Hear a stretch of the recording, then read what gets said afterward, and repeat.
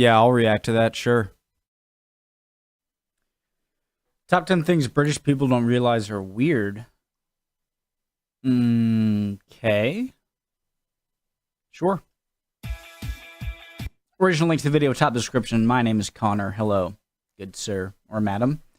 Hope you're doing well. Let's go. Who knew?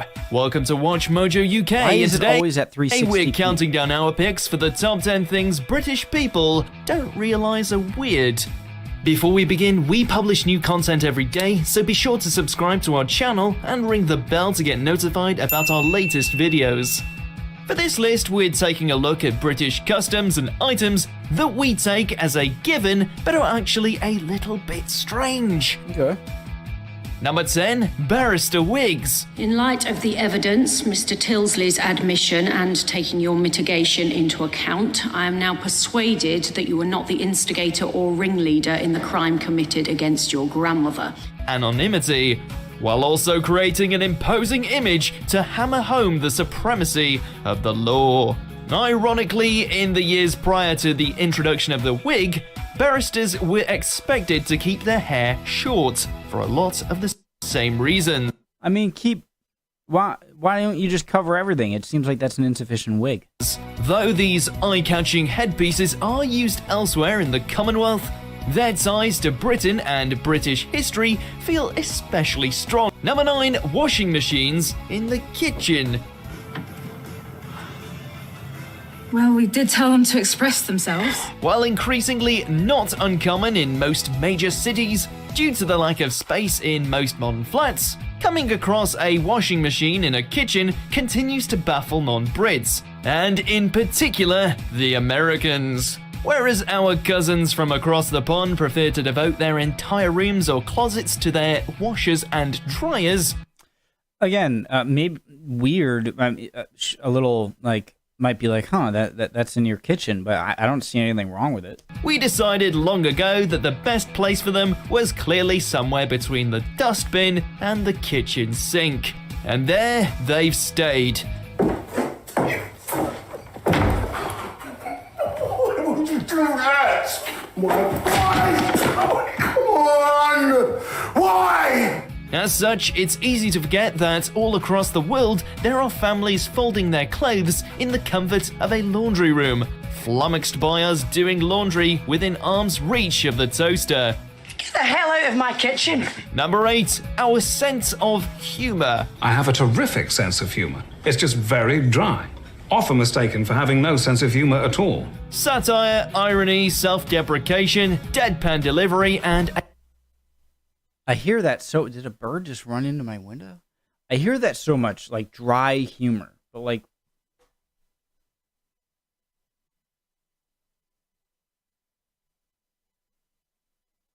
Okay, so...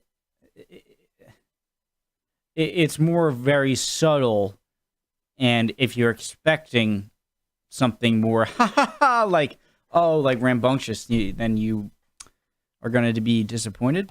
a desire, nay, a need, to avoid sincerity at all costs.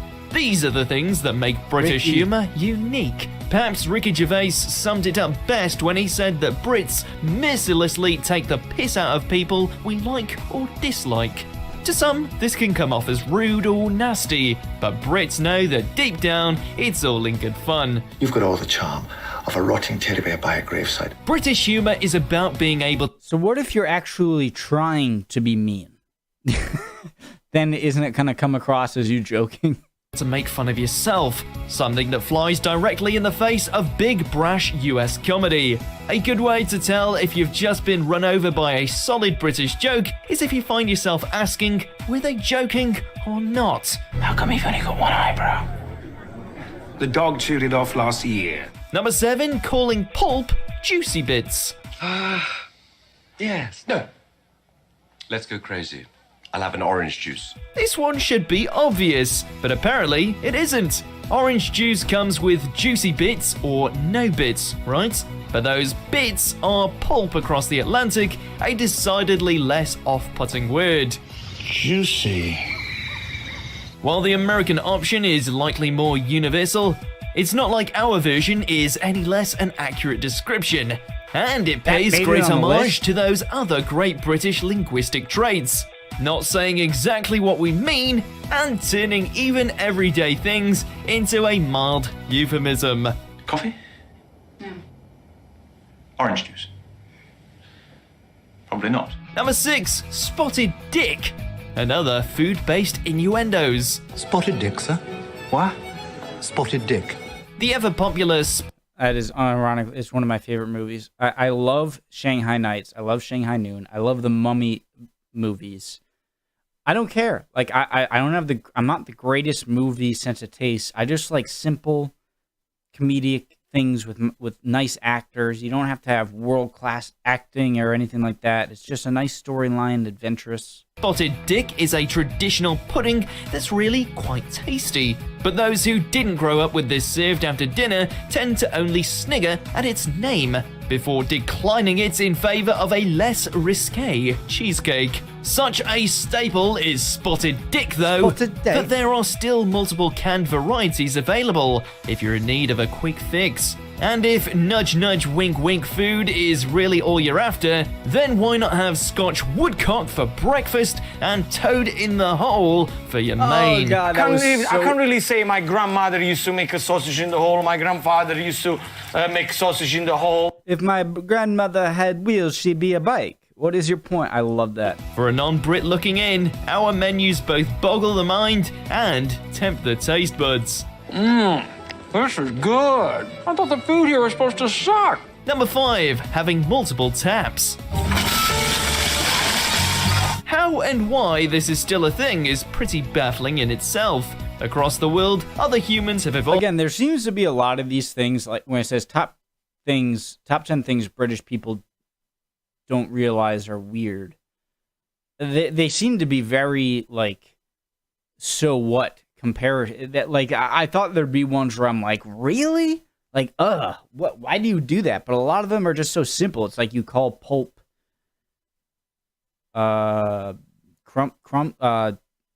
things in the drink. I forget, but like, and like, oh, you have 2 faucets instead of 1, 2 faucets. It's like, I was expecting a bit more. That's what you do? To the point where they're no longer required to either burn or freeze their hands off when they go to the loo. And yet, in these parts, having 2 separate taps for hot and cold water remains the norm. Still, seeing someone who's not accustomed to the setup try and fail to wash their hands without minor injury is kinda funny. Maybe that's why we refuse to change.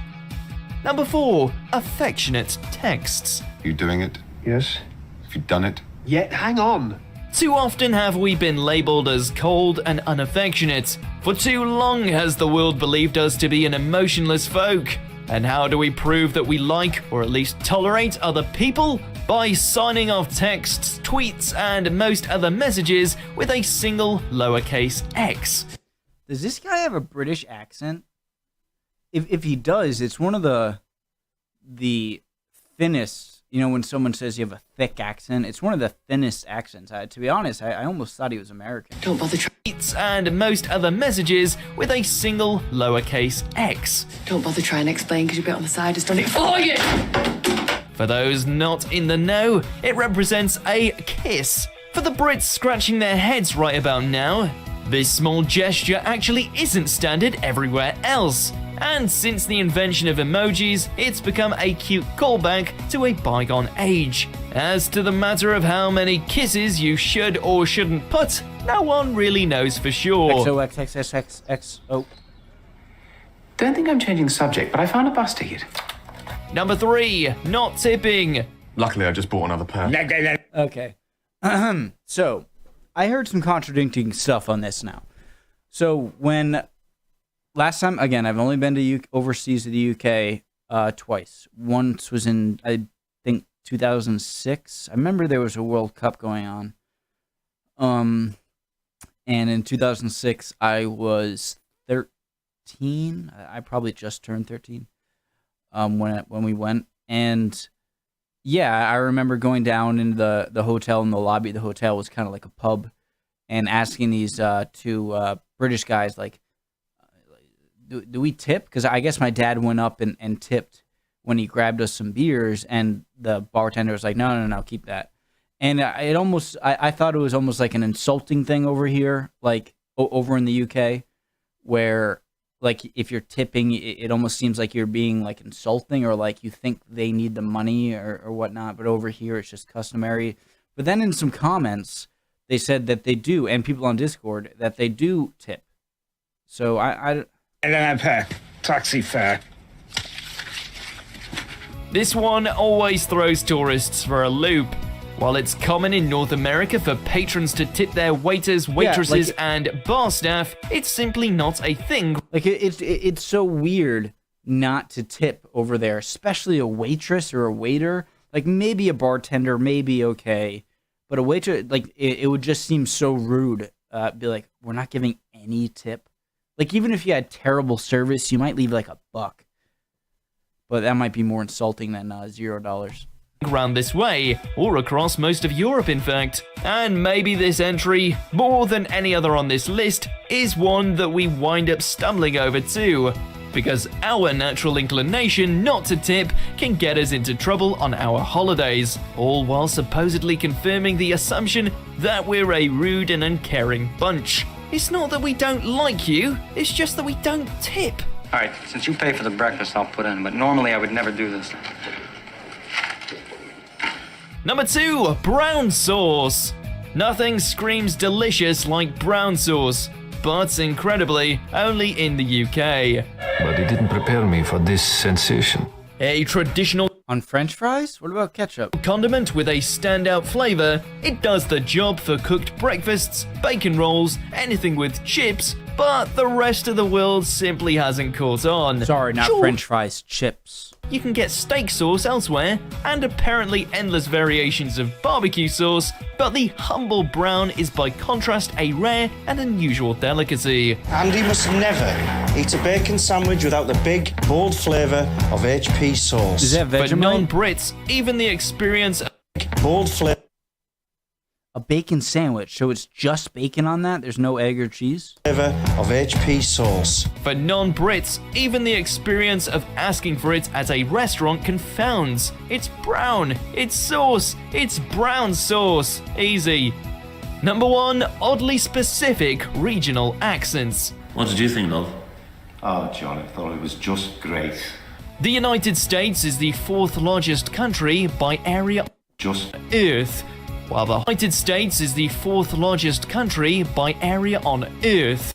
There's always a switch between China and the U.S. in terms of the largest. So a lot of the times you'll see the U.S. is the 3rd largest after... and Canada is only barely bigger than the U.S. So it would go Russia, Canada, and then I always see China and the U.S. kind of flip-flop as the number 3. While the whole of the United Kingdom ranks as only the 78th largest. How then can Britain have so many distinctive accents? I always wondered that. Peterson told me. No, it's not. Peterson told me. It's something to endlessly baffle Americans and the rest of the world who can't seem to wrap their heads around the idea that people who live just down the road from each other have a completely different way of speaking. Is that how you treated people up in London? No wonder you're down here with your tail between your legs. If you go up in London, but isn't London pretty darn close to the Channel? So maybe they're in Brighton? By Hollywood movies alone, then we all fall into one of 2 camps, ardent Cockney or softly spoken Queen's English. In the real world though, that's very far from the case. Do you agree with our picks? Check out this other recent clip. No, I mean, some of them were a bit kind of... why they cut Saruman. You guys know in the it seemed a lot of bit of kind of like whatever kind of differences. So why they cut Saruman is a ADD moment.